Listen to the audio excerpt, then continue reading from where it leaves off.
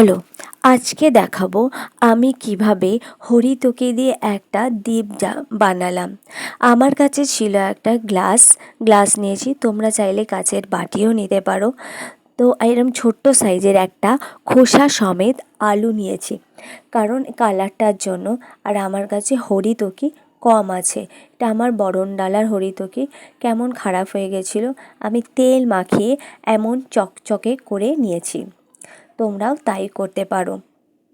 যদি হরিতকি পুরানো হয়ে যায় তাতে তেল লাগাবে, তাহলে সুন্দর চকচকে করবে। হরিতকিগুলো দিয়ে দিলাম। আমার কাছে কম হরিতকি ছিল তাই আলুটা দিয়েছি।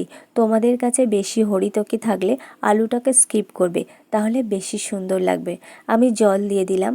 জলটা গ্লাস থেকে একটু কম রাখবে, নাহলে জলটা যদি বাতির উপরে উঠে যায় তাহলে নিভে যাবে বা পড়ে যাওয়ার সম্ভাবনা আছে।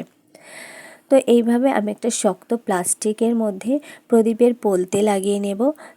তোমরা চাইলে একটা মোমবাতি ওই ফাঁকে গুজে দিতে পারো, অথবা আলুটার মধ্যে বসিয়েও দিতে পারো। এই যে এইভাবে আমি নিয়েছি, আর কোনো তেল লাগবে না, শুধু পোলতেটাই তেলে চোবালে হবে, তাতেই জ্বলবে। এবার আমি জ্বালিয়ে দিচ্ছি। তো এবার কত সুন্দর লাগছে দেখো। এরকমই নতুন নতুন ভিডিও পেতে হলে আমার চ্যানেলটাকে অবশ্যই সাবস্ক্রাইব করে আমাকে সাপোর্ট করো। আর অবশ্যই কমেন্ট করে জানাবে কেমন হয়েছে জিনিসটা। আমার তো দারুণ লেগেছে। এরকম একটা দেওয়ালের দিনে ঘর সাজালে বা কালী পুজোতে ঘর সাজালে সত্যিই খুব ভালো লাগে। দেখো আলুটা কেন স্কিপ করতে বলেছিলাম, কত সুন্দর লাগছে দেখছো।